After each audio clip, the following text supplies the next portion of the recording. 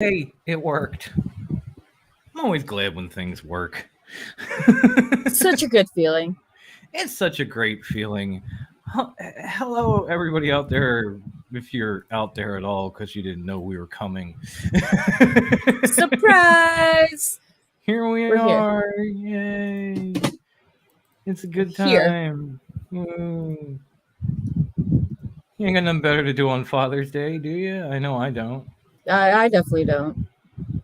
And it certainly beats the shit out of my morning, I'll give you that. Oh, hey, what's See this if we I gotta... can drum us up some people and then we'll get going. But Yeah. yeah, we're here. I guess I might as well explain while I'm working in the background that yeah, we're here. We're here because I think it's about Friday night, maybe 2 hours before the show, I ended up losing my power, which sucked. Yeah. But I think I was the only one at that point with any like power or internet because it was first you, then Bruce went down. yeah, no, And that then I that that just went down for happened. sleep. Yeah, that happened later in the day. I had lost my power around 6:30. Mm-hmm. And I told you guys, and I was like, I'm hoping it comes back. I have no clue, this, that, and the other, and somewhere around 9, because we couldn't figure out when it was coming back, what we were doing. My wife and I decided we're just gonna pack up, get the fuck out of here, maybe stay in a hotel. And as we were walking out the door, the power came back.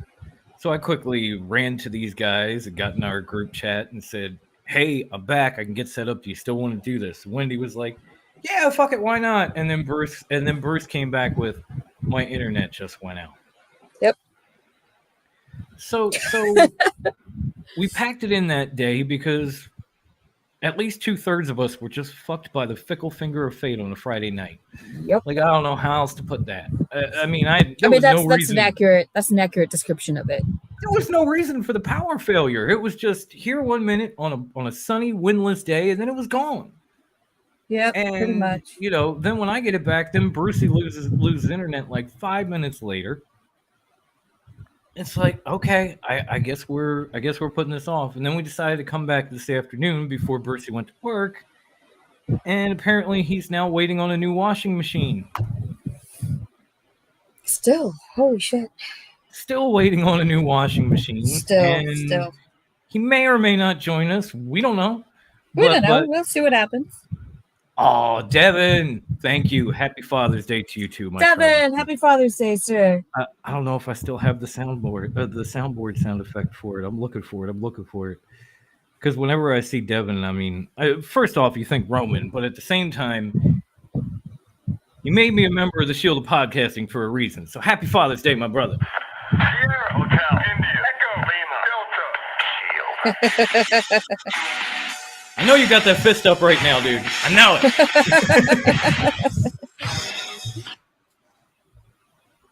Uncle Dom. Maybe that's Maria. I don't know. Because it just says Facebook user, but I think my niece just went, yes! Thank you. So yeah, that's pretty much what's going down. I had lost my power. First he had lost his internet. Now that we're trying to do the makeup, we don't have Bruce because he lost his washing machine. So you got Grandma and I, and we are about to get into pretty much every topic from this week in wrestling and just have a good time. So everybody, I'm going to try it. Please, everybody sit back, relax. We're doing Raise things your glasses. today. Park those asses.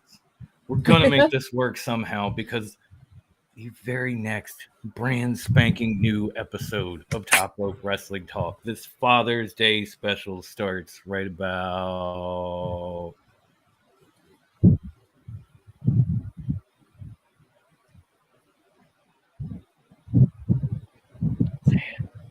now. Selfie. Who's here? Selfie. Yeah. Burberry scars, shrimp and Perry on, living like a comet, moving amongst the stars. $100,000 sports cars, silk massage, menage a trois. Yes, I've been a boss. Sauntering, maitre d' staying flabbergasted. Her ass about the size of an infant's casket. Man, that's a fat ass, and I'm a sucker for it. Right? Ladies and I was getting way gentlemen, too into it. first and foremost, since I'm getting all these comments, yes, happy Father's Day to all the dads, stepdads, biological, adopted. You're taking over for somebody else's baby daddy. I don't give a fuck. Happy Father's Day, one and all, especially Mike, even though he called me a motherfucker. That's because he loves me. And welcome to the #1 show in Stamford, Connecticut, Jacksonville, Florida, North Carolina,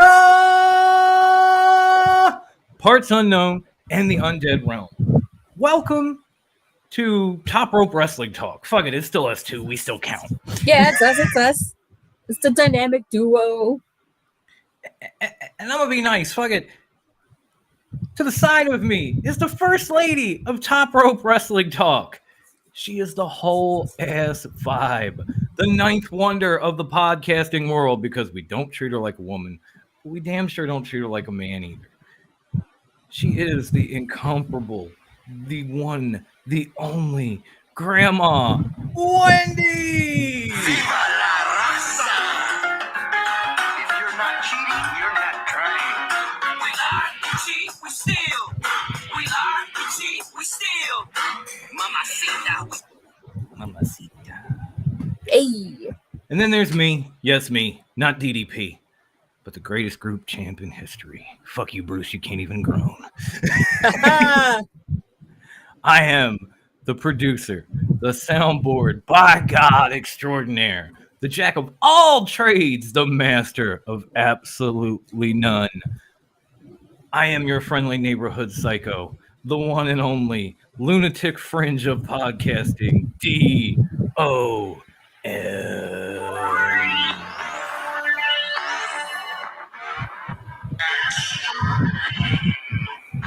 Shout out to the Hall of Hardcore. Yes. Let's fucking go.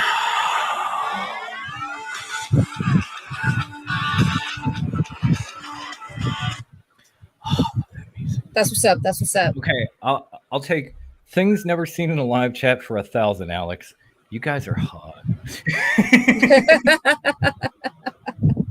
Thank you. Go get your eyes checked. Thank you. I'm funny looking. Funny looking. Thank you, random Facebook user. I should have put the link out on this to give people permission. This was a last minute thing. I apologize, guys. We're off and rolling, and I guess we should probably start with, well, it's a toss-up, but I guess we should probably start with something that's going down today. Yeah. Yeah. Why don't we talk about Slammiversary a little bit? Let's do it. Let's talk about it. Shall we? Because oh, hey, Bojack. What's up, man? Hey. You think I'm hot. And he's a rock star, so you know he's right. So he knows when he's talking about that. You know what? You're right then. You're right.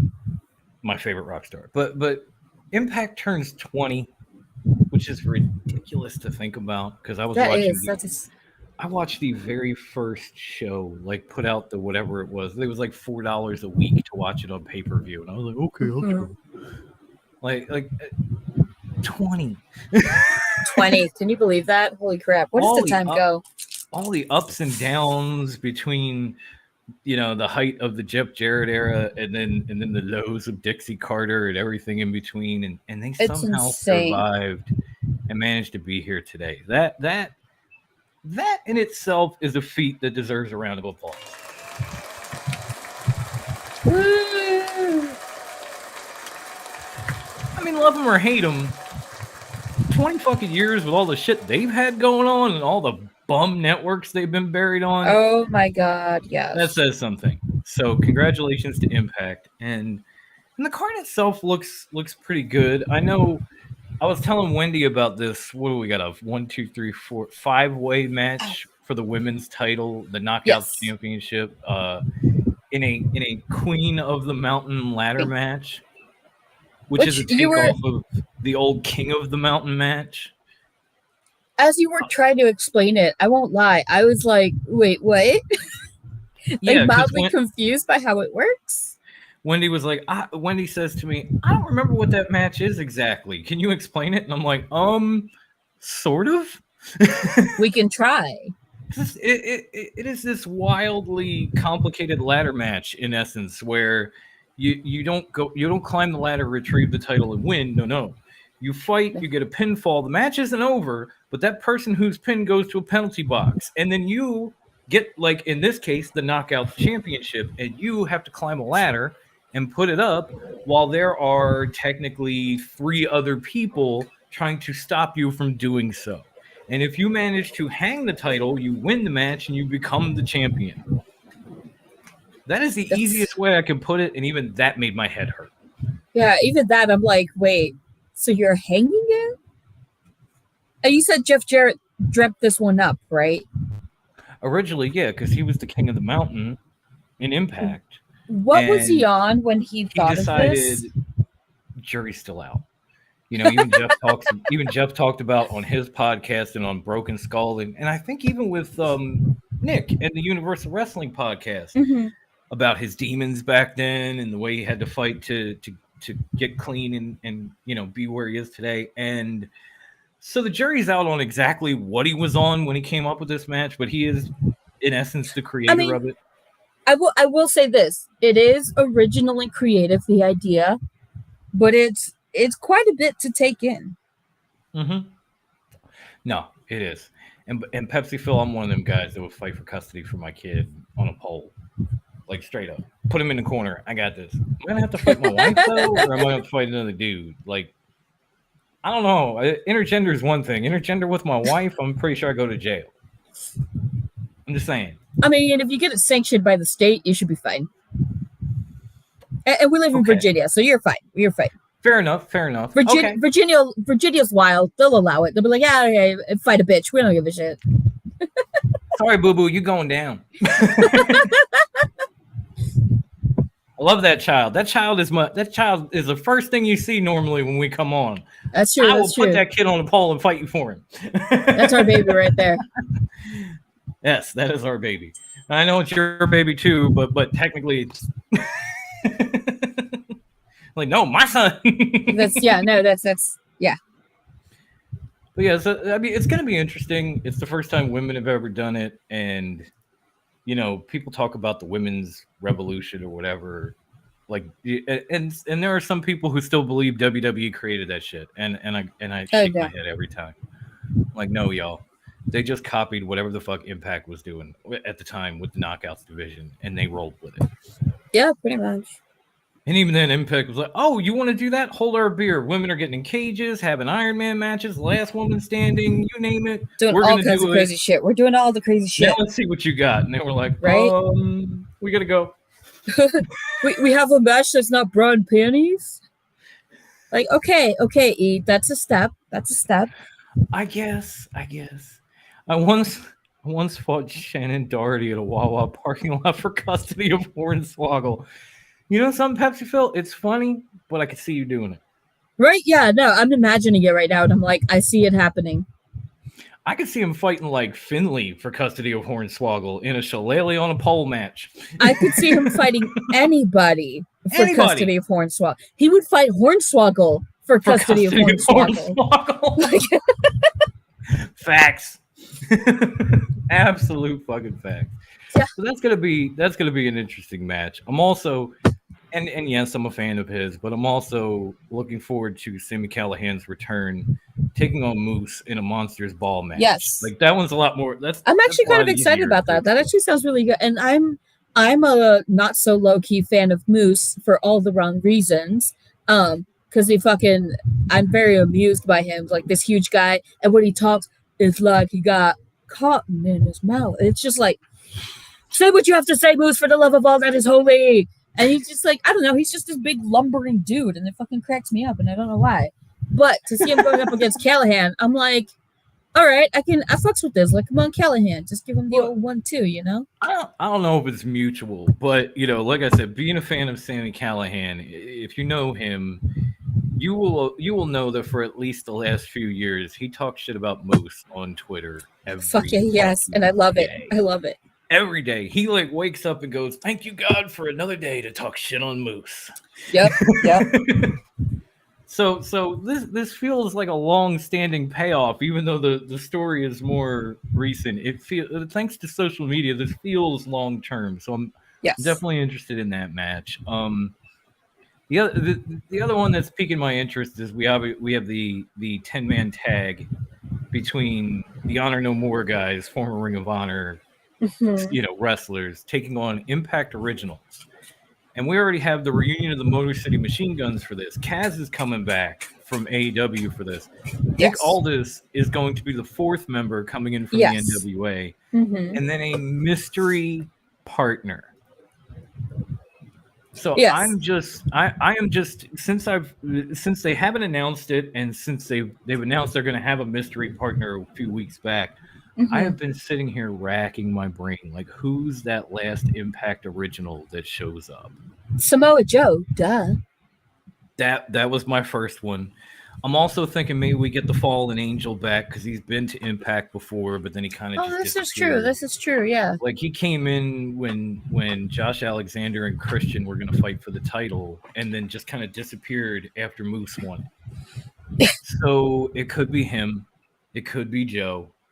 I mean, it wouldn't shock me if a guy like James Storm comes back because, when they have something, James Storm is that guy. And Pepsi Phil says AJ is the mystery partner. I thought I was going to say Hornswoggle, didn't you? Shut up, Pepsi. Hornswoggle dressed as AJ is going to be the mystery partner. That I would take good money for that again. Yes. That happened on an Impact show. So I could see happening. I would love to see somebody like AJ or Bobby Roode, but clearly they are not going to be able to make it. No, they are otherwise engaged. Unless somebody from Anthem called, shall I say, Stephanie McMahon because of recent events and said, "Hey, remember how we let Mickie James show up and join in on the Royal Rumble? Yeah, you're gonna have to pay us back now. We want AJ. Yeah, we're gonna need to borrow AJ for a couple minutes." We're only going to need him for one night. He doesn't have to show up to Impact or anything. Just like no, just the one night. He can go back afterwards. You know what? We'll time how long Mickie was in the Rumble, and that's how long we'll keep AJ. Start the clock. That would be fun. But yeah, I'm thinking Joe first, maybe Daniel second, and then after that, I don't know. It's a toss-up. I mean, we talked about him. Do you think there's any chance they could get Jeff Jarrett to come back for one night only? That would be interesting to see. What is he up to now these days? I mean, he's podcasting and he's, kind of. He hasn't. I don't think he ever officially retired, but he hasn't been very active in ring in the last year or two. No, he has not. No, I think that's why I'm like, what is he even doing right now? I think the last time I saw him was when he showed up for the Royal Rumble and then stuck around and had that thing with Elias a couple of years ago, where they were both like swinging guitars at one another. Yeah. Where he went back to being JEFF. Oh my God, that is so funny. I just pulled up his Instagram to see what he's up to, and this is what's on there. King of the Mountain. Yep. King of the Mountain. Yep. It's my world. By the looks of it, that is what he's up to, podcasting mostly right now. Yeah. And he's on TikTok, in case y'all are wondering, at Real Jeff Jarrett. Oh, God. Cool. I'll have to check that out later. So apparently he's podcasting and TikToking. Awesome. I can't even imagine Jeff Jarrett on TikTok. There has to be 800,000 videos of him saying "choke on that, slap nuts." I'm just guessing. Let's see. But yeah, I mean that's definitely interesting, and the Monsters Ball is definitely interesting. I love the field for the Queen of the Mountain because Tasha Steelz is the current champion, and she's taking on Chelsea Green, Deonna Purrazzo, Jordan Grace, and of course Mia Yim. Of course. And then Mickie James is going to be the special ref and all this shit. And that just makes me wonder, is there any chance that Mickie just ends up counting one of these people out, grabbing the title and running up while everybody's knocked down? But we'll see. Oh my God, that would be hysterical if she did that. And we're obviously going to have the rematch for the tag team championships as the Briscoes take on the Good Brothers. That should be fun because the first match was... I actually went back and watched that match after the fact, and oh my God, it was good. I didn't watch it. I'll have to look that one up and watch it. It wasn't FTR versus the Briscoes, but that it was damn close. It was like a notch or two below, so it was damn good. Like I'm looking. All right, I'll have to go back and check it out. And Josh Alexander will be defending the Impact Championship against none other than Eric Young, who I absolutely That should be fucking good. love. That should be damn good. Does Austin Aries count as an original? That's a good Sorta. question. I mean, he was there at the beginning, dropped off, and then he came back, and but Yeah. I don't think that's gonna be it, Pepsi Phil. I really don't. No. But going back to what I was saying, like Eric Young, this is a guy who I've always found to be extremely entertaining and talented. Yes. And obviously, when Sanity became a thing, way back when, it was such a great faction. I mean, that was one of those things that we were talking about. Nobody tears down factions faster than the WWE. Like, look at Judgment. Oh yeah. Sanity was kind of on that level with Judgment Day. It didn't have the big name like Edge, but it had like Eric Young and a group of guys that just fit the roles and you thought was going places. And all of a sudden one day it was just done and he was gone. And I think he actually came back to Impact at a Slammiversary a few years ago and became world champion that night. And now we're coming full circle. He's got another title shot against the Walking Weapon. Like, this match should be off the fucking chain. So it's going to be a good one, definitely. Stuff there that will make you want to go to wherever. I don't care, Fight TV, whatever the hell, is say, yes, I want to see this. I hope you tune in. I hope you enjoy it. I had to bring them up because they're turning 20, for fuck's sake. 20, my goodness. 20. They're almost old enough to drink.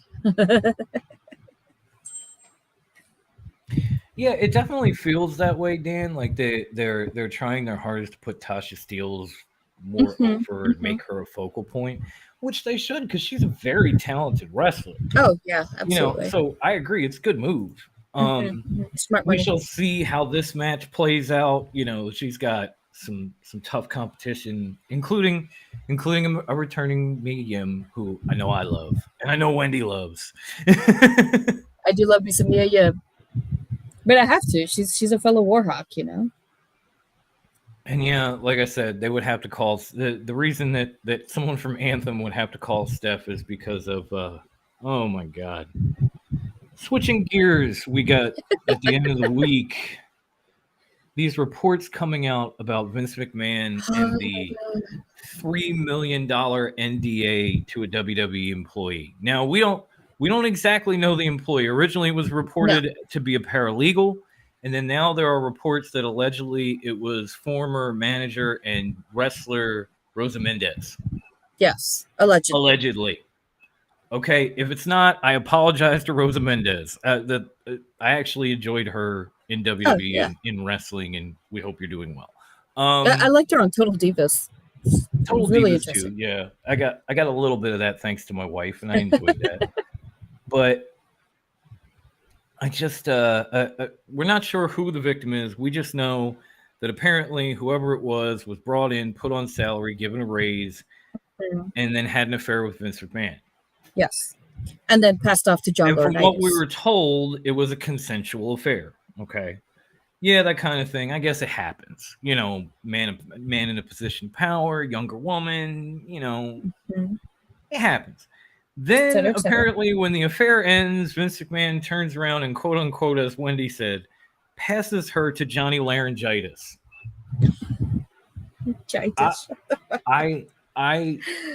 I have trouble saying that without getting sick, so give me a minute. I feel that.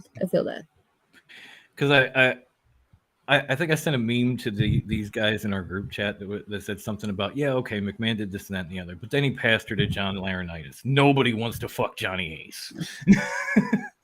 It's disgusting, though. He passed her off. The Bella's mom doesn't even want to fuck Johnny Ace. Wait, okay, shut up. I'm sorry. Is it too soon? I mean, to say he passed her off, like, isn't there like the possibility of being accused of human trafficking at that point? Jesus, like, I don't know. And then of course from there we got word Friday afternoon that Vince McMahon was going to be on SmackDown, and it was like, and this shit just came out like Thursday, and you're like, you're really going to go on TV after all that? Friday morning, it was just like, he's going on TV. Like, okay, what's he got to say?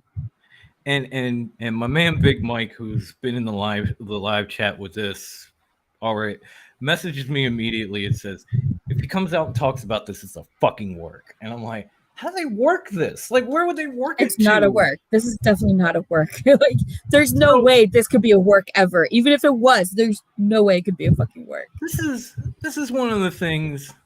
This is one of the things that had me mad Friday night when my power went out, because SmackDown was coming on. And I wanted to see what this man had to say. I was even, before the power went out, testing to see if I get audio from my computer to play through without sharing a screen, so we could get what Vince McMahon says live and then break it down. And then all he really did was come out and kind of get a cheap pop, do the WWE tagline, Yep. Then, now, forever, and most importantly, together. I was And like, then hey, he we're left. together here, my man. And then he left. And he didn't even walk out. The man swaggered out. Oh yeah, he walked in. He walked out with that same. I've got a brick of shit in my pants, and I got to kick it out the leg walk. No chance. That's what you got. Boom, boom, boom. No chance in hell. Oh, there goes the turd. Good shit.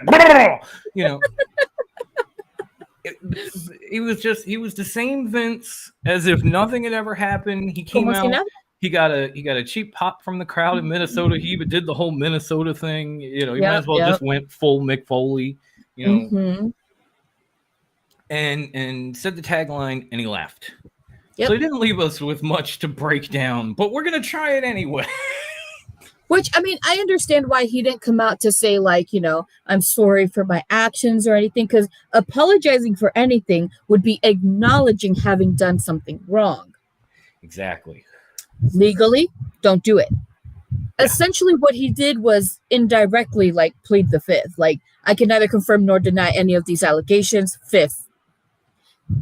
Yesterday, today, tomorrow, always, forever, and ever. You and I together in WWE Universe. Peace out, homies. That was it. That was the fuck it.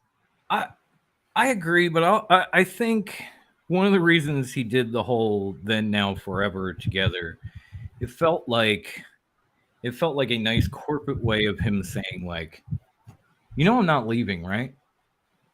Oh yeah, that's pretty much what that was. You can't get rid of me. I am not leaving. Even the though only he way stepped down. He's like the only way. Basically, what that said was the only way you are really getting rid of me is if I motherfucking die in this ring. That is the only fucking way. He said, I may have stepped down, but I'm still in charge of creative. Yep. I'm not gone, and I'm not going anywhere. Mm-mm. Like, when this is all over, just like every other incident that has happened with me as the focal point since like 1980 something, I will be back.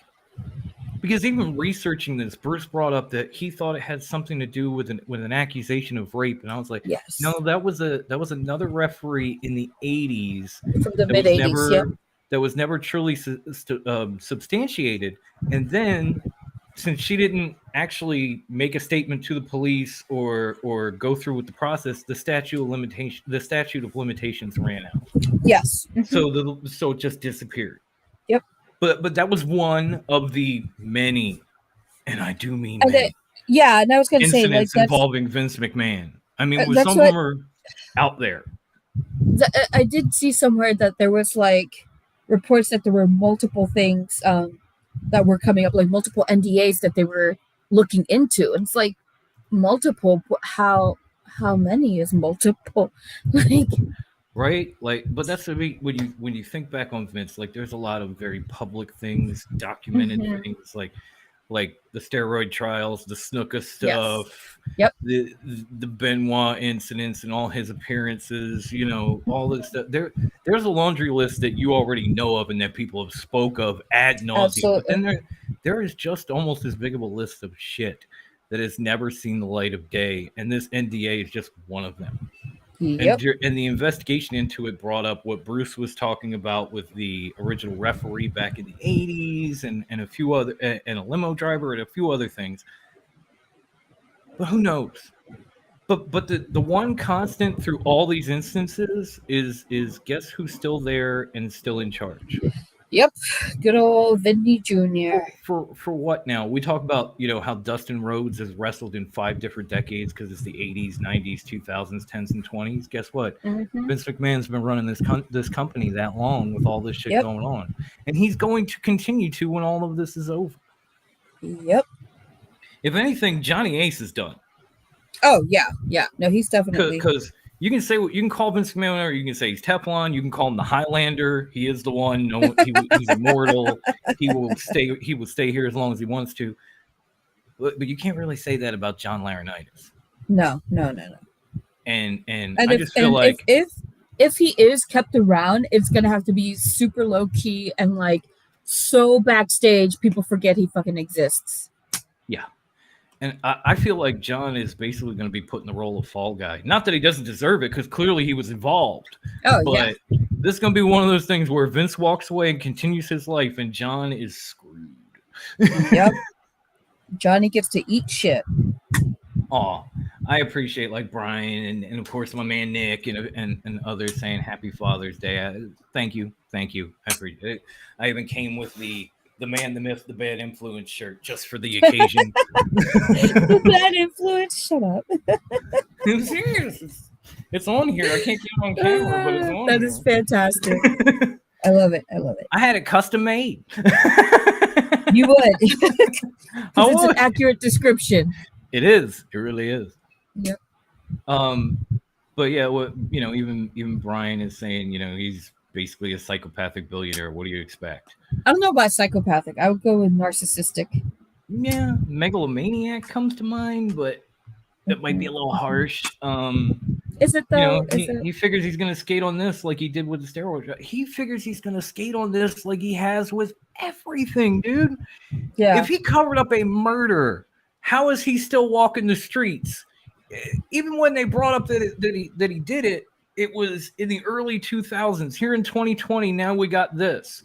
That's 20 more years. Yep. That's the prison term he should have served. He skates on everything, man. So I know, which explains why he's reached that. It explains why he's reached that narcissistic level where he thinks of himself as the Teflon Don, that nothing's gonna stick and he's gonna skate on by and he's gonna get away with anything and everything because he has. Because people around him, the way he's treated, they basically enabled him. Yep. I know a thing or two about that, coming from where I came from as an addict and that sort of thing. And I know it's not the same situation, but it is very similar. He's addicted to power. When people put you on that pedestal and let you skate on things and whatever, they are enabling your bad behaviors to continue. And that's exactly what has happened in this situation. Yeah. And it will continue because it's been happening. It happened then, it's happening now, and it's going to happen forever, and we're still going to be together. Yep. Okay? I don't know how else, but I know people are getting all upset. Oh, I don't want to lose Vince McMahon. I'm like, you have this kind of love for Vince McMahon at this point? Okay, but like, honestly, you won't. Like, people are going off the deep end about it. And I'm like, calm down. This too shall pass, like every other fucking thing. Like everything else, wrong, like everything else. I will come here and apologize, and we will pop champagne live on YouTube. But yep. Because I'm not saying the man doesn't deserve to fry. I'm saying this is one in the long line of times, and it's never happened. So I'll be happy if he does, but he probably. And if anything does happen, it's probably. I doubt there's going to be legal ramifications. It's just going to be like a slap on the wrist, moving on kind of thing. Yeah. No, I hear you. And I think, speaking of enablers, maybe we ought to talk. Maybe that ought to be a nice little segue into the next topic of unfortunately somebody that I have a great affinity for. Not exactly as much of an affinity as Ivy, but I still have a great deal of feels for, and that's Jeff Hardy, and the unfortunate situation where he was arrested last week after blowing like 3 times the legal limit. Yep. While driving. Yep. And AEW responded by suspending him indefinitely, but also helping him with setting up and covering rehab and that sort of thing. So Jeff is back probably now as we speak, and I mean it's just it's just a shitty situation all around. Like I can't defend Jeff Hardy, but I do feel for him.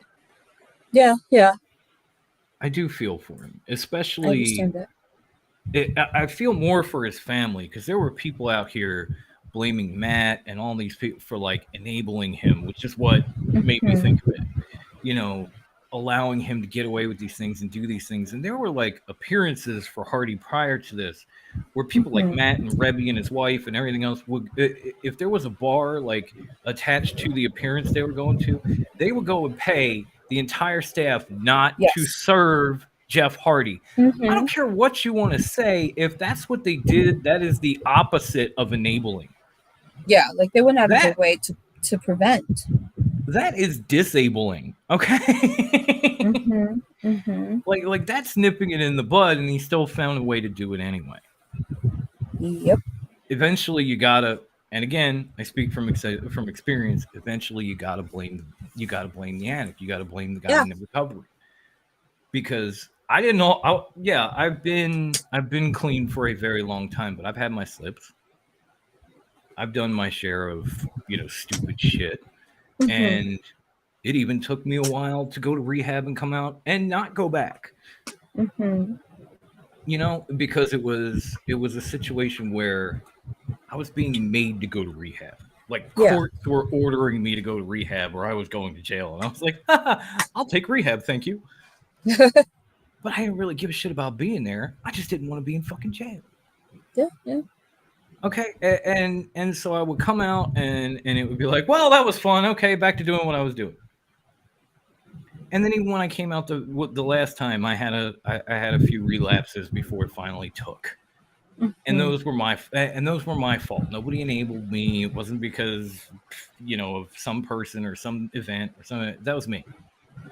And I think Jeff's got to get to the point where he owns this shit and just finally says, I'm gonna live this every day.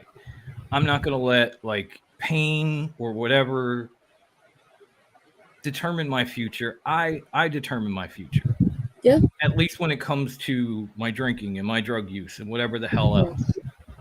Because you're always gonna have bad days. You're always gonna have pain. You're always gonna have whatever. It doesn't mean you run out and use. You're looking for an escape when you need to look for a solution. Yeah. Even if that solution is, hey, maybe I don't go out on TV and have a first round Owen Hart tournament match with Darby Allin and kill myself to have another match the following week, to have another match 2 weeks later at a pay-per-view. Maybe you shouldn't do that anymore. I'm not saying AEW should have booked him, but maybe he shouldn't have made those choices to begin with.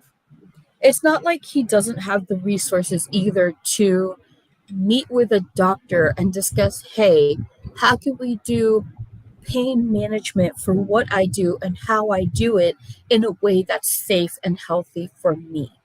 You read my mind. That's exactly where I was going to go with it.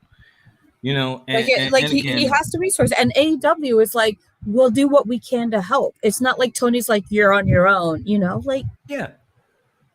If you need the help, it's there. All you have to do is ask, reach for it. Yeah. And who I feel the worst for are his kids. Yeah. It is hard to be a child and see your parent just kill themselves like this. Yeah. That's one thing that has, obviously it's Father's Day, and that's one thing that has definitely changed my outlook on things. Was like, I look at this kid in the morning smiling at me, singing songs, looking for breakfast, wanting to be around me, wanting to watch wrestling with me, and I'm thinking, I gotta do that. Like, today's for you, dude. Yeah. Like, just that simple. Like, today's for you. The next day, today's for you. Because I would not, as and I know, like, I don't have the typical child, but it's the same. But it should be the same all the way around. Yeah. This kid looks to me for so much, and if I end up going away or fucking up and making his life harder, what kind of fucking parent am I? Yeah. And unfortunately, it's like him. And that's where Jeff's kids are at right now with him. Yeah. And it seems it's. I hate to say that it seems like he's picking his demons over his family, but that's what it's seeming like. You know what I mean? Yeah. Oh no, it was the perfect statement at the perfect time. that's Yeah. that's thank you, thank you. Yeah, that Brian, that was the perfect statement at the perfect time. Like mic drop right there. Just when he's like, Yeah. I'm done. There are these people that are just going off the deep end about Jeff and about this and about that. And I'm just like, did y'all have the same energy when Mr. Usi got juicy about last year around this time? It didn't Yeah, feel like it. the thing that I've seen that I've been like is saying that there's this double standard between Jeff Hardy and Juicy Uzi versus Sunny. But I'm like, there is a big difference though. There is a huge difference. Huge. Because Jeff Hardy has a reputation for being a kind person. So it's easier to feel for someone who's kind than it is to feel for someone who's a bit of an asshole. And I hate to say it, but Sunny has a reputation of being a bit of an asshole. Reputations and attitudes are one thing. When you look at it, when you break it all down, like there are times where Jeff Hardy and Mr. Uzi and everything else have gone long stretches without any run-ins, without any issues, and then they slip up. Yes. And yes, when they slip up, they put people in danger, and I don't take anything away from that. But when it comes to Sunny, she's pretty much, if she's not in jail, she's getting arrested as we speak. That's how quickly it happens. So there is a different standard because there is a different approach between these two and that one. And even and if people want to be like, oh, double standards, like take a look at China. She went through her rough patch, but people, they felt for her because she was a kind person through and through. And Sunny out here is being a complete fucking asshole about shit, setting up her own double standards about things. Yeah. And then murdering people. Yeah. Because there was a point all the way back, like we talked about the days of ECW, where I felt for Sunny. Like she had been arrested back then, and I was just catching wind that she had a drug related issue and all that. And we're talking late 90s here. And I thought, oh man, poor Sunny. I hope she gets the help she needs and all that. And I'm still an addict myself, and I felt for her. Okay. So, there was a point where I felt for her, and then all these years later, and every time you turn around, Sunny's getting arrested, Sunny's in jail, Sunny killed somebody, Sunny did this, Sunny did that. And it happens like 5 minutes like after clockwork. you let her out. Like clockwork. Like this is a Jeff Hardy incident that happened in the last week. The last one happened what? Last year? 2 years ago? It's been a while. Sunny gets out of jail and kills somebody 10 minutes later. If you don't think there's a difference there, then I don't know what else to say to you. Jim, like the last time Mr. Uzi got popped, it was maybe last year around this time. Before that, it was a couple of years. At least you can see them working the program, working the steps, and making the effort, and then slipping up. That happens. It's happened to me. I know if Bruce was here, he'd tell you it's happened to him.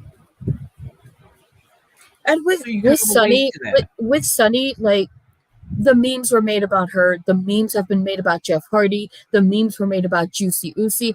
Anyone with a DUI has been memed out. Like yeah. And with Sunny, regardless of how fucked up her situation was, of how she's hustled the system instead of working it, I do hope that she gets the help she needs wherever she ends up. And I hope she's able to clean up and see the consequences of her action and her actions and recover from it somehow. No, you and me both. And I hope this person drops Brucey's washer off so he can join us because he keeps messaging us in the background. I had a light in the mood. Get that damn washing machine to the high-class crib already. We got shit to do. But, I wish Jeff Hardy the best.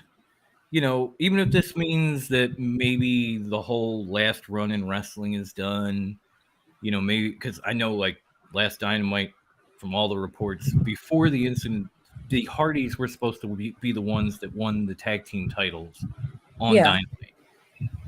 And clearly that didn't happen because Jeff got busted. Then he went to rehab, and then they got taken out of the match. If it means Jeff can't wrestle anymore in order to focus on his own treatment and be in a good place for his family and his kids, then so be it. Yeah. It needs to happen. You can speculate that maybe the house show thing and him walking out and this are tied. I don't know. And even if he has to stop wrestling, it doesn't mean he has to stop everything. He can teach, he can be in the backstage area helping somehow. There's a lot more he can do. Right. Retirement isn't the end all be all in something like wrestling. He could, help behind the scenes in AEW. He could manage another talent. He could focus on his music, focus on his artwork, focus on so many other things. Yeah. It's not the end of the world. It's the end of a wrestling career. A good one, but a wrestling career. And, I can't, like I said, I can't tell you one way or the other whether the house, him leaving the house show and this are somehow tied together. All I can tell you is it has nothing to do with a wrestling promotion. It has nothing to do with enablers. This is just something that Jeff Hardy fights. And sometimes he doesn't always win. And nobody's perfect. Just like I said with oh God, is it Jimmy Uso? I can't remember which Uso. I can never remember the Uso, but it was. When the Uso got juicy again, I said the same thing. Like we don't know how bad off he is. We don't know. Yeah. What he's capable of. The only people that know that are maybe the people in the treatment center. Maybe his family and those closest to him, and maybe him. And we shall see as time goes on. And he came back, and obviously now he is at pretty much top of the card, holding 2 tag titles, being part of the bloodline. And even if Jeff Hardy weren't able to wrestle again, there has been success for people outside of wrestling who have dealt with similar situations. Look at Lord Regal. Look at Dustin. Yeah, look at Jake the Snake. These guys, they have found lives outside of this, and they have been able to climb back up from those pits that they were in. Yeah. If anything, they not wrestling helped them focus on other things, including their own treatment and their own recovery. Jake has said that a lot in the past few years. Like, and he had to come a long way, but he has said that a lot. Like I had to take myself out of that character and focus on who I am. Exactly. Like I was too busy being Jake the Snake to know who Aurelian Smith was. And that's a problem sometimes, especially in wrestling. Like you live your life 90% of the year as a gimmick. Yep. And then all of a sudden the real you just kind of goes away. Yeah.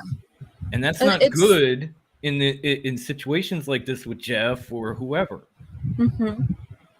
He definitely needs to step away for a little while and sort things out. Yeah, definitely. But I mean, the show and obviously AEW had to go on. So we still had what was a pretty packed fucking Dynamite that gave us a lot to look forward to. It was with Forbidden Door. Yes. I know Wendy's trying not to laugh. I'm gonna give her a second. Forbidden burrito. I knew it. I mean, it was definitely cool to finally get Tanahashi in an AEW ring. I mean, the man coined the phrase, so to see him show up was like, holy shit. Oh, it was exciting. Oh my God. It was like just him in street clothes with his music playing, walking down the ramp. I was like, this is awesome. Right? I was like, yes, indeed. Like I marked out for that. And hard. To see him and Moxley confront each other was gold. But then to get Jericho, Archer, and then Desperado. Because to get all of it. Archer rolled in Suzuki-gun for the longest time. Yep. Come down and jump them and then turn around and say that we're going to get a 6-man match at Forbidden Door where Jericho will be teaming up with Minoru Suzuki, which is like, okay, say less, I'm there. Right? Like when did you ever think that you would get Chris Jericho Never. and Minoru Suzuki on the same team? And then the Murder Hawks backing him up against against a couple of people, including Red Shoe's son. Like if you watch New Japan, you know Ref Red Shoes. He's been Yep. around forever. Forever. 5 ever. His- Oh my god. His son has been a young boy who's coming into his own, and Yep. oh my god, like this is like shit that I never even dreamed of. But then when they put it in front of me, I'm like, yes, this needs to happen now. I never knew I needed this in my life. Yes, we need to have this match so Chris Jericho and Minoru Suzuki can be on the same team. Period. Like there are so many other layers to that, but just those two together. Yes, just that right there is a lot. Absolutely fucking yes. Absolutely. Yes. I am Daniel Bryan again. I'm just yes. I'm like losing my mind again. It's great. And then we've seen the run-ins between like the United Empire, Ospreay's clique, and the likes of like FTR and Roppongi Vice and that sort of thing. And we had all that go down again. Then we had Orange Cassidy get involved. And then after that, we found out that Ospreay is going to be defending the IWGP US title against Orange Cassidy of all people. Then we're going to have a triple threat tag team match for all the gold. The Ring of Honor and IWGP heavyweight tag titles will be on the line. It's going to be the United Empire versus Roppongi Vice versus FTR at Forbidden Door. I think it does, but I'm going to ask Grandma, does this totally make up for FTR not being at Double or Nothing? Oh, 1,000%. Oh my god, absolutely right. Like I'm good with that. I'm good with that. There's so much that I could talk about. You know, we've talked about Jeff, and there's a few other things with the AEW, but like this shit right here is too good not to mention. It's gonna be fucking amazing. Inclusive. Oh my god, it's all inclusive in that hashtag Forbidden Burrito. I wonder if Naito and LIJ will hit Dynamite this one. I hope so. Ooh. I hope so. There's so much scheduled for just Dynamite leading into this. Like it's unbelievable. And and obviously we've got the interim title match, which we already knew between Tanahashi and Mox. And you know, again, like we talked about it last week, whether or not CM Punk should be stripped. And it didn't dawn on me until recently. Like the reason that not only does Tony Khan have a certain fondness for CM Punk, but the reason he didn't strip him is Tony Khan, long before buying AEW, was a wrestling fan, like lifelong. True, very true. And I'm sure Tony Khan remembers Finn Balor.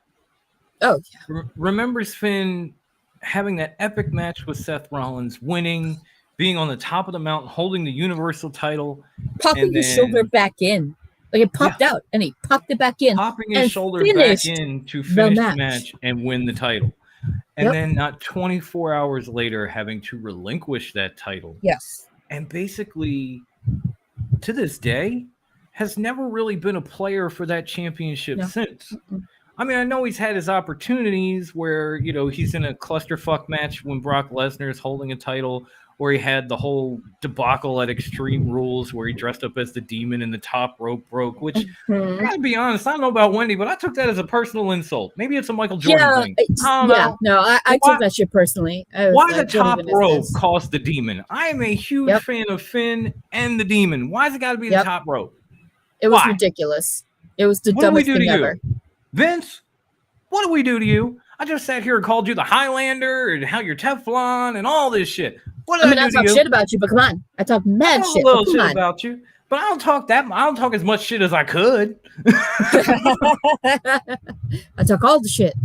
I talk a lot of shit, but not all of it. Because I still got love for you, and this is how you repay me? Yes. Really? Like that messed me up. But when you think about it, Finn Balor has never been a legit title contender for the WWE or Universal title since the day he handed it back. And it's so unfortunate because he was the first one. He was the first one. I know, and the saddest part is there are a lot of people out there that forget that. Yep. It was God on the ropes. You would think that, Devin. You really would. Because you knew your boy was in trouble. Like, he shouldn't even have them 2 titles now. Finn did that whole thing on the outside when you're finished with your lady and you pass out and you just hear out of the corner of your ear while you're half conscious. You want to go again? Come on! And you knew he was done. Yep. You knew it. What is even happening? Oh my god! Right. But I really think he didn't want to have that same scenario with CM Punk. No. Because Punk had, obviously had the monster comeback, filled up the United Center. Devin was there, done so much for AEW, came so far, beaten everybody, climbed the rankings like you're did the whole supposed fucking to. thing. Did the whole ass thing. Had the brutal match with Hangman, won the title, and then had to turn it in. Yep. And if you would have, then who knows? I know like CM Punk today is probably bigger than Finn Balor was maybe ever. Yeah. But that's speculation. Straight up.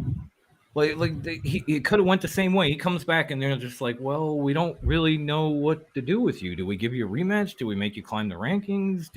What do we do? Do these people even think you're worthy of holding that title after we had to take it from you? Like, what do we do? It turns into Finn all over again. Yep.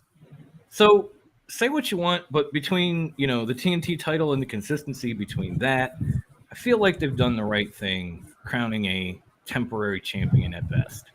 Because it leaves you with room down the line to have a unification match at a major pay-per-view. And like I said, imagine if Tanahashi wins this match. You could see a unification match for the AEW title at like Wrestle Kingdom. Yes, which would be amazing. Imagine a packed Tokyo Dome watching an AEW unification match for their world championship. Does it get any bigger? No, God, that would be insane.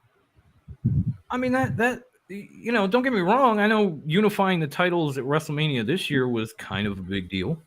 Yes. But that feels bigger to me just because of the international stakes. Like, we're talking two promotions. We're adding so many other things. It feels just as big, if not bigger. Just my opinion. No, I totally agree. Which also reminds me we're getting Roman and Brock again. Jesus fucking Christ. Oh, God. Can we not talk about that? Oh, my God.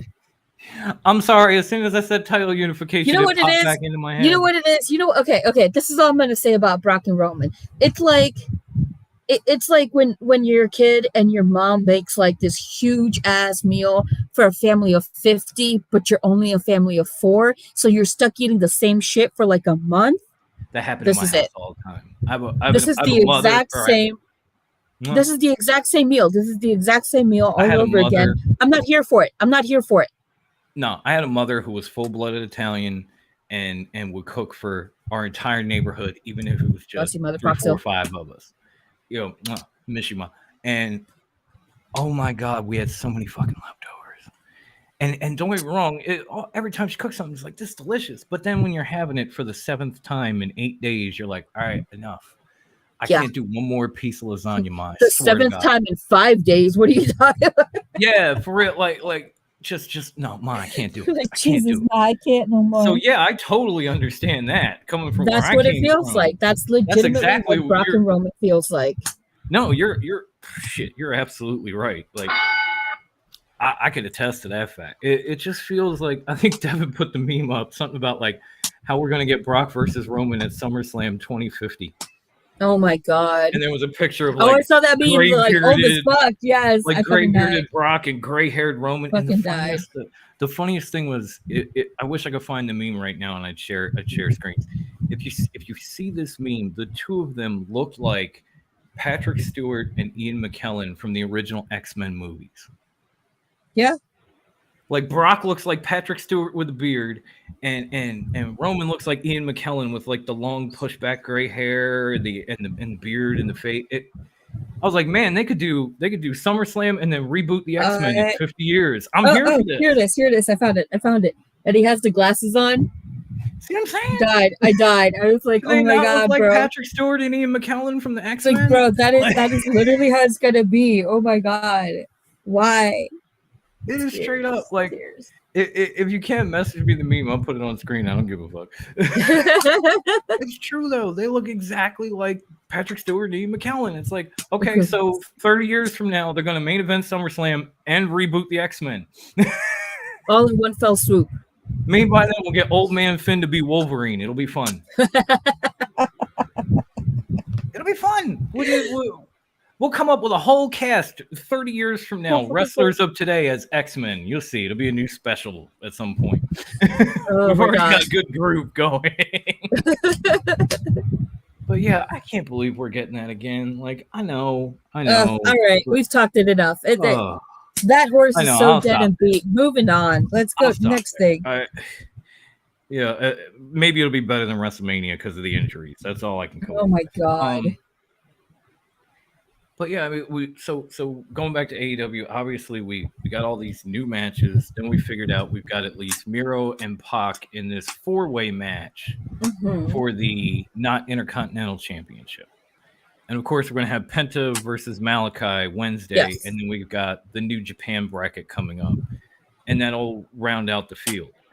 Now, it's hard to pick a winner when you don't know who's in it, but the only thing, the most interesting thing about all of this is coming out of WWE and going into AEW, Miro said flat out, the one man that he would never wrestle in any promotion ever again was Pac.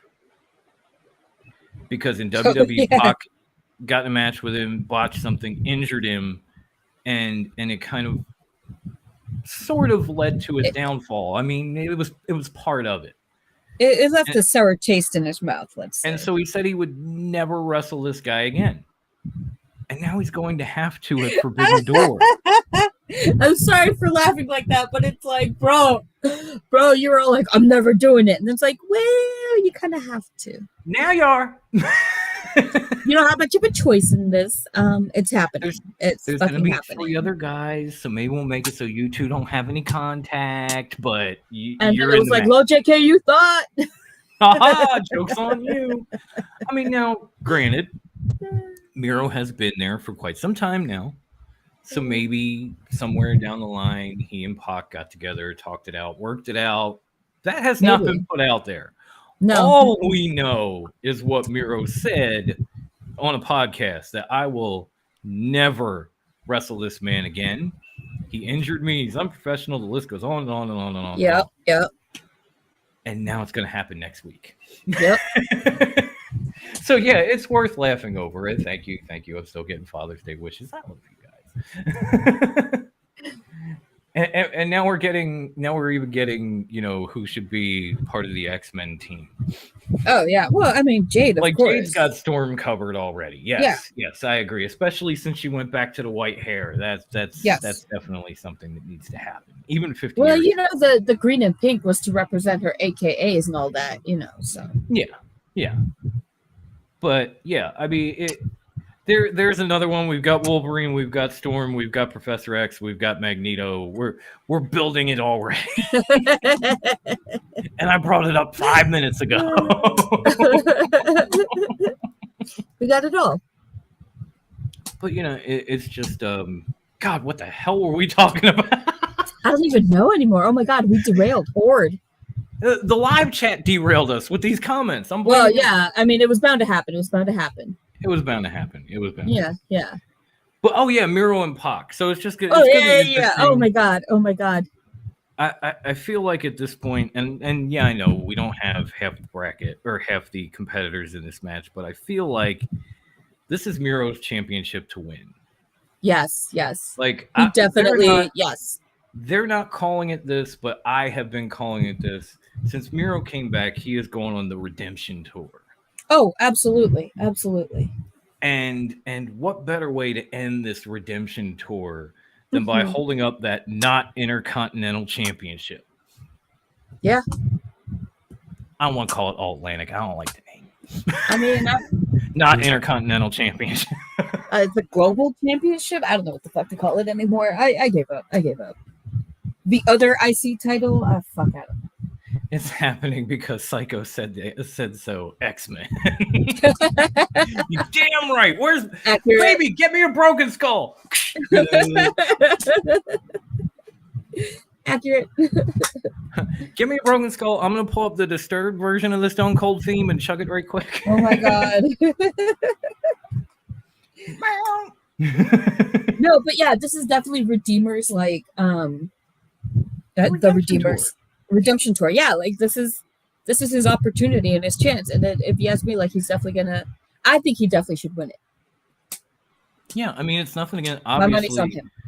Obviously, when you look at as we looked at the bracket last week, you thought, man, any of these guys could win it. And I'd be happy. Fuck yeah! Because like you can't say Penta doesn't deserve it. Guy's been there No, since day one. my You God, can't definitely. say Pac, same thing. You can't Pac say Malachi Black doesn't deserve it, even though he definitely deserves it. Pac basically thinks he's a clown cosplayer. You know, you can't say Miro doesn't deserve it because I didn't even think he deserved to lose his TNT title. No, definitely did not. Oh my God.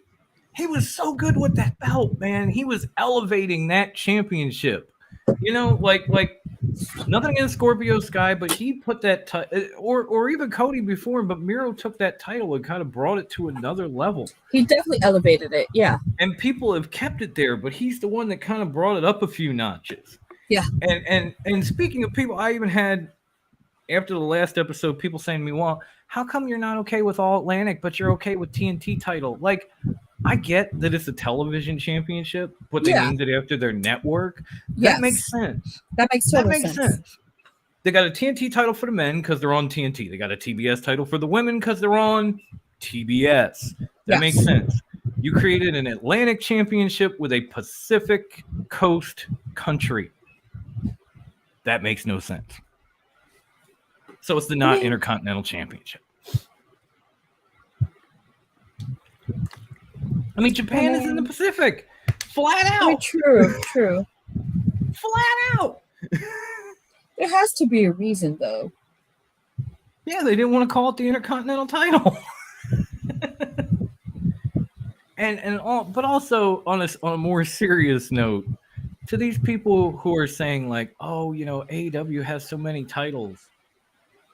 At least those titles are relevant. Yeah. Like I gotta give a shout out to Gunther for winning the Intercontinental title, and he even cut a promo saying he was going to bring the prestige back to that championship.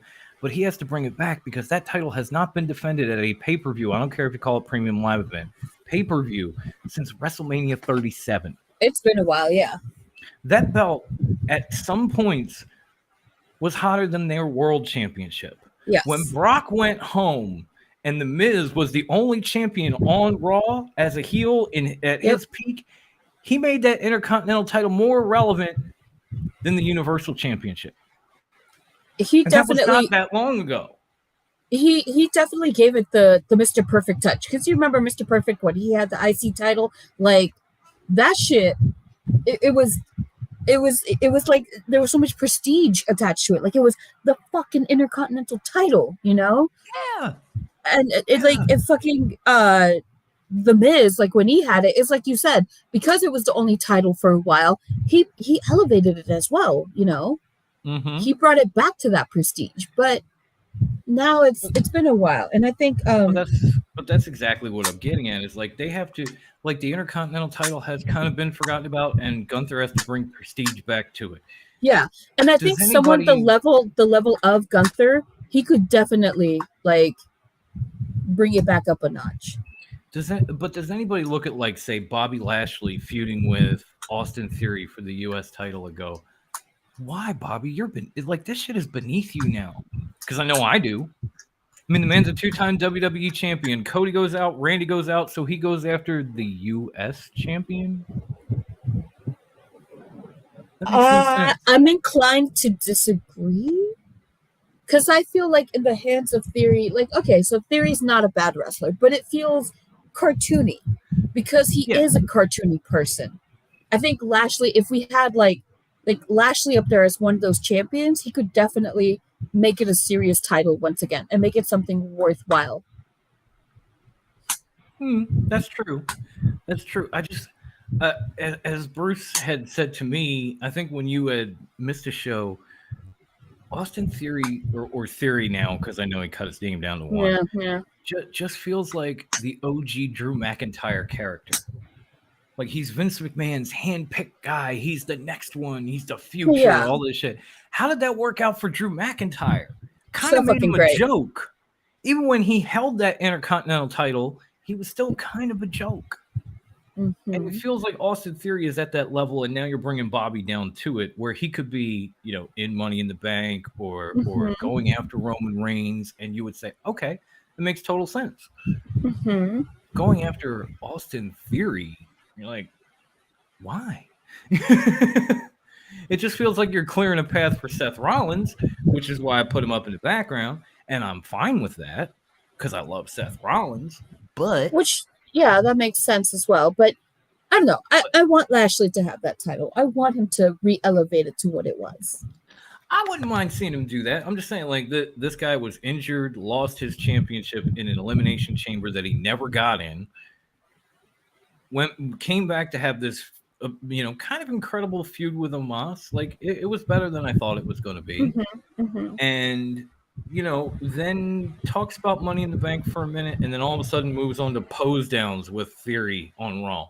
I do hate how they're doing the rivalry. Like, if I'm being honest, That's just like that adds to the cartoony factor of Theory. But I do want him as the champ. I think he could definitely. And believe me, guys, this is not coming from a place. This is not coming from a place of hate. Like I have been watching Raw. I have been watching SmackDown since after WrestleMania because they kind of hooked me back in. I've been watching the pay-per-views live, but I just don't understand that point. And it feels like their mid-card titles are almost forgotten about, and people put the attention on AEW.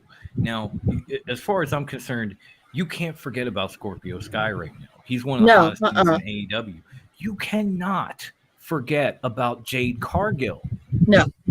She is one of the hottest things in AEW. These are their mid-card champions. Yes. So if they put another one out there, you're not going to forget about him, especially if it's Miro. Look at what he did with the TNT title in the first place, like I said.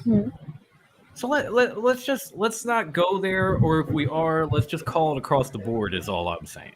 Yeah, fair. Because when you look at guys like Scorpio Sky or Jade or whatever, they are in better positions in their promotion than guys like Theory, Ricochet before Gunther, and even Shinsuke. He had the Intercontinental title, I think, for 5 months. He defended it once and lost. Yeah.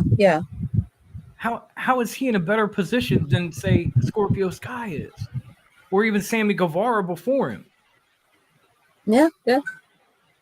Just saying. Let's just call it. Let's call it like it is instead of how you think it should be. Yeah, that's a fair assessment, though. I mean, I'm looking forward to this title match. I'm looking forward to this pay-per-view. Yes. I'm even kind of looking forward to Money in the Bank as the competitors file their way through. Like, we've already got Seth in it. They've added Drew. They've added Sheamus. They're going to be adding on a few more people. The women's, again, it's not. I want to call her Raquel Gonzalez, but it's Raquel Rodriguez. No, it's Raquel Gonzalez. Forget it. I'm not going to call her by this new name. It's done. It makes no sense. Why did they change? I hate these name changes. They're so dumb.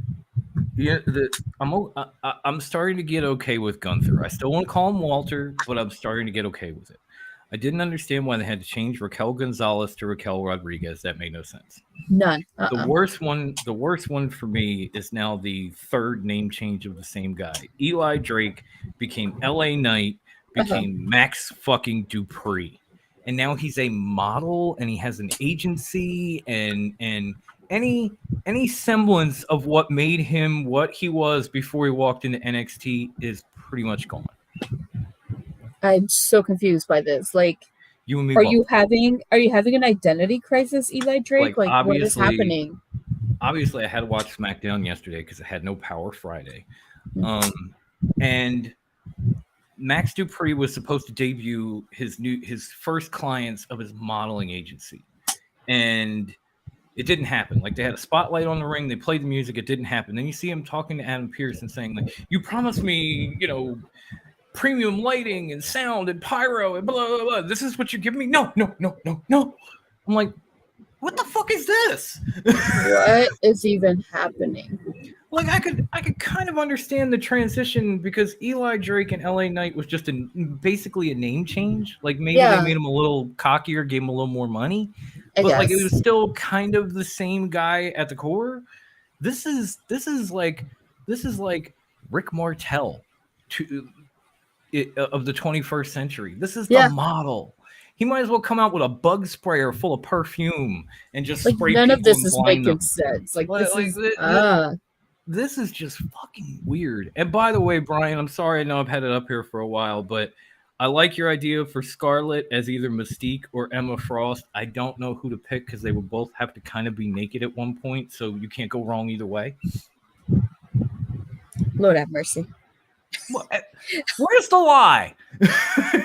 Like Mystique would, show all the blue skin, and Emma goes diamond, and she's not wearing nothing. So they, do you want to see her shiny or blue? Moving on. Either way, we win. Either Moving on. way. I do not have the stamina today for this. I love Bobby Lashley, aka Default Guy. Default Guy. A little Bro, bit, you're not wrong. You're not wrong. He's just there's the only thing special about him is that fucking physique. I have never seen a man built like that. Ever. Like, Bruh, you've seen it's big insane. guys, but he's just like a different type of big guy. It's like, how the fuck do you make yourself look like that? It's insane. It's insane. But yeah, I mean, it's gonna be interesting, and I think I'm looking at it. I think we pretty much covered everything we planned to talk about. I think so. I think. I thought so. I mean, there was a small thing out there again about Thunder Rosa. I know we talked about it talked about it before Bruce went on vacation, and then she came out and said something about sandbagging her match against Marina Shafir. And so now people are kind of upset with Thunder Rosa, and it's like, well, at least she admitted it. Yeah.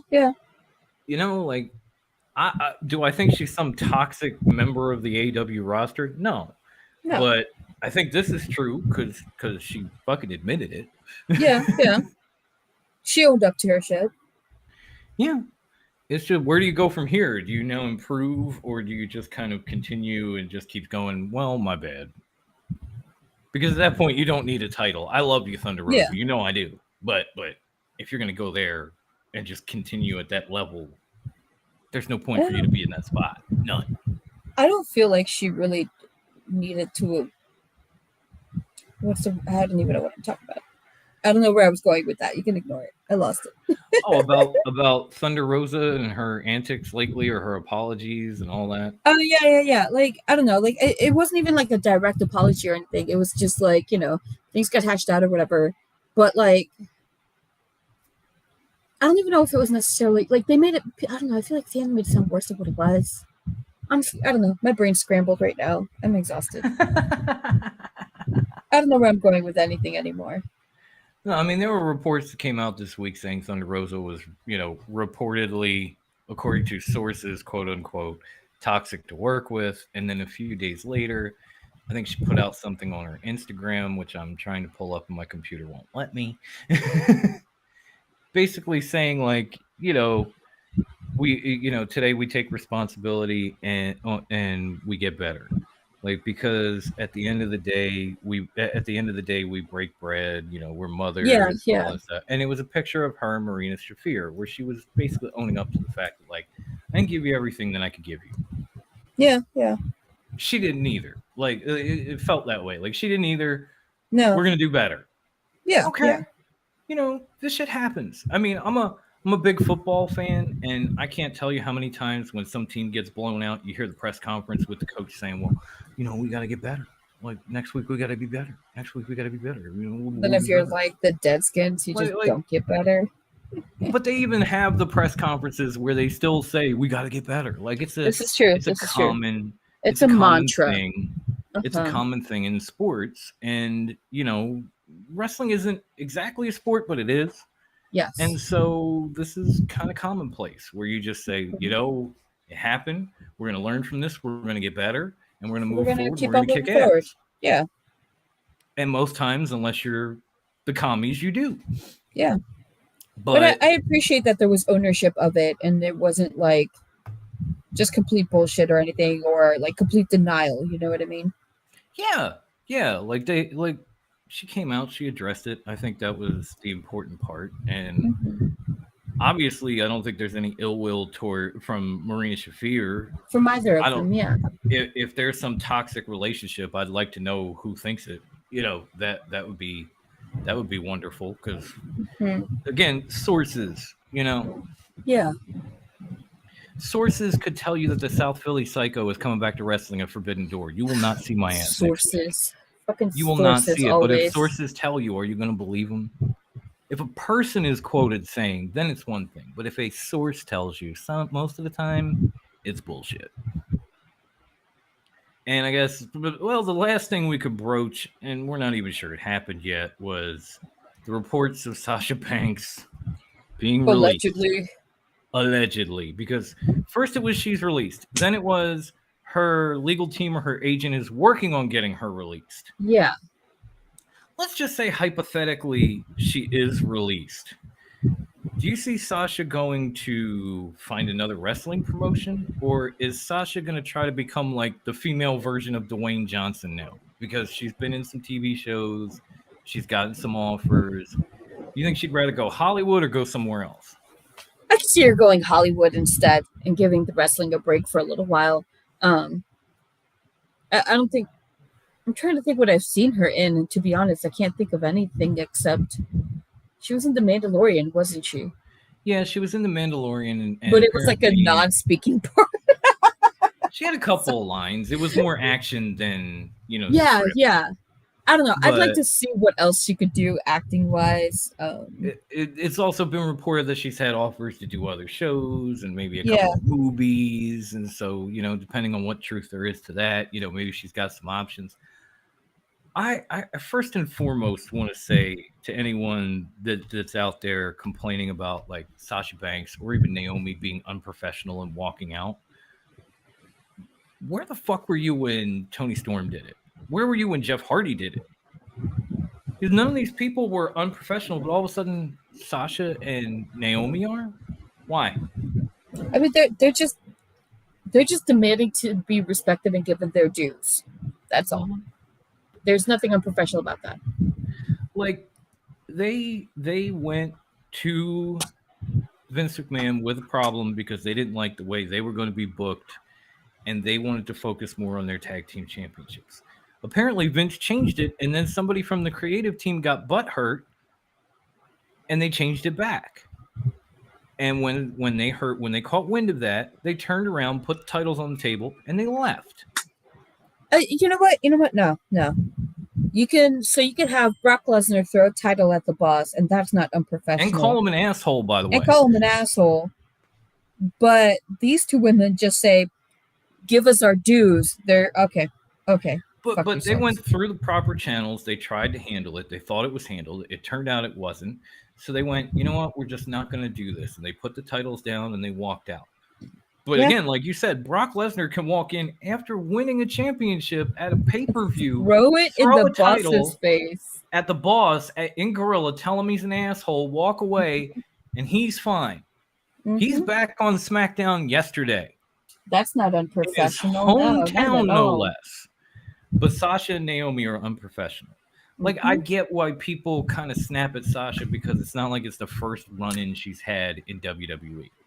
Like, she kind of created that whole SummerSlam moment with Becky and Bianca because she knows shit. Okay, and that's just one in a string of events that have taken place. That no-showing is unprofessional, in my opinion. Yes. But you know what? Yes. Like, if big fat fucking if she is released, if she is out of her contract, she should head to Hollywood. I think she would have far more success there. As far as like going into wrestling, where would she go? Like, what promotion would she go to? AEW has their own thing going on right now with their women's division, and I don't see her being a benefit to them. I could see her doing something in Impact. I would love to see her in Japan. That would be interesting. That would be cool. I was laughing at Devin and Hafiz this week when they were talking about how Mercedes is going to debut on AEW Dark Elevation. Oh my God! Shut the fuck up, y'all. Like, get the fuck. Oh my God! Oh, a Mercedes versus Mercedes match. Her versus Mercedes Martinez. Hey, for the ROH World Title on Dark. But I mean, yeah, I don't know if that would be the greatest fit. I know she would. Again, they've been trying to cater more to mainstream wrestling audiences by bringing in names like Brian Danielson, but like Adam Mhm. Cole, like that sort of thing. And so to bring her in would fit that format. Yep. I'd love to see her at Impact. That Knockouts division is amazing. That would be, yeah, I think that's definitely a good place for her. And to get to see like her and Deanna, her and Tasha Steeles, her and Jordan Grace, the list goes on. Her and Taya, even her and Mia Yim, which we never got because Mia Yim did nothing on the main roster. No. So to see those type of matches happen, yeah, and not only that, if you look at the women's tag team division, like I know originally we had been talking about drafting our own promotions before the power failure in the washer and all that. And Bruce wanted us to do tag teams, and I'm like, we can't do women's tag teams. There's one division, but we pick it from Impact. Yeah. Like the only women's tag division in the United States, maybe in the world, is the Knockouts. Yeah. So we'd be picking Knockout. There are no female tag so teams. It even looked like Shayna and Natalya were going to be an awesome team together for a minute, like as the queens of Spades. Definitely should have happened. Yeah. And then that just kind of got nixed, and now they're both off doing their other things. Like Natty's going to get a title shot against Ronda at Money in the Bank. Yeah. So, I mean, it's Impact has not only an amazing Knockouts roster, but then they have a tag division. So say her and Naomi get released, they could show up in Impact together and immediately be as big as, maybe as big as they were in WWE. Like they could definitely be title contenders. Look at the Inspiration, for God's sake. They showed up, won the titles on night 1. So Sasha and Naomi showed up? Shit. Yeah. And in the Knockouts division? Shit. Mikey! What's happening, my man? Hey! What's going on, dude? Happy Father's Day to you, my guy. Oh, yes. Happy Father's Day, sir. Thank you for showing up and showing out last week and coming up with the Hardcore Hall of Fame with us. I didn't mean to get to a class that was going to be old enough to drink, but we were having so much fun, I just went with it. We got there. We fucking got there. And, I'm definitely looking forward to working with you again, coming on your show and having you back. It was that whole ass night, man. That was... If anybody says, like, point to an episode we should go back and watch, that one. That's a good one right there. That's going to be one of them. That's top 5 right there. Out of all almost 150, that's top 5. And with that being said, I think that's all we got for this week. I think we're in a good spot. Yeah, we'll keep an eye out on Sasha and Naomi for you guys. We'll see what happens with that. If anything comes up, we'll definitely report it and talk about it on our social media platforms, which I'm going to tell you about right now if you're listening to this after the fact and aren't watching the ticker at the bottom of the screen. You can find us on Facebook in 2 places. Just search for Top Rope Wrestling Talk. You're going to get our public group, which is where we hang out and we give you, the latest in wrestling news. We talk and have live discussion threads. We've had pick forms at pay-per-views and hand out group titles. That's why I've won 20, And then, of course, we have our podcast page, which is also Top Rope Wrestling Talk. Make sure to invite yourself to one, like the other. You're going to get on the podcast page, you're going to get any, guest announcements, clips, merch info first before it hits any other place. So that's pretty simple so far. You can find us on Twitter at Top Rope WT.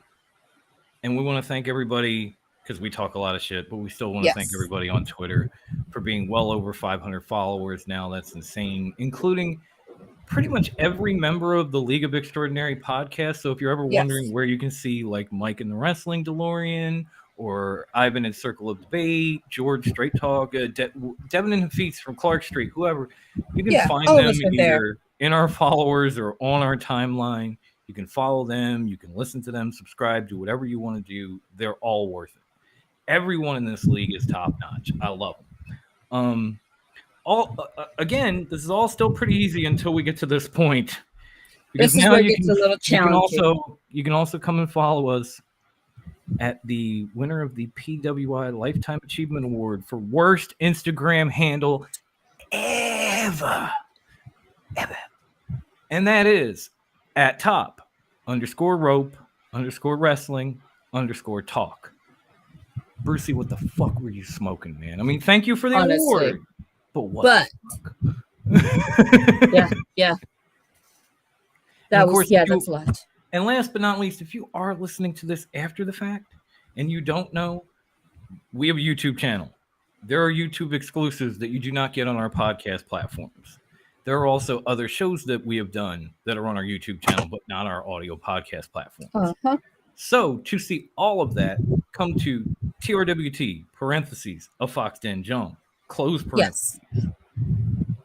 Subscribe while you're there, ring the bell, so when we do come on live on these days where we have to make up for power outages and washers not showing up and basically just having the shittiest weekend of all time, you'll be the first to know and join our live chat, like people like Brian and Mikey and Alvalito and Mike and a slew of others. Everybody.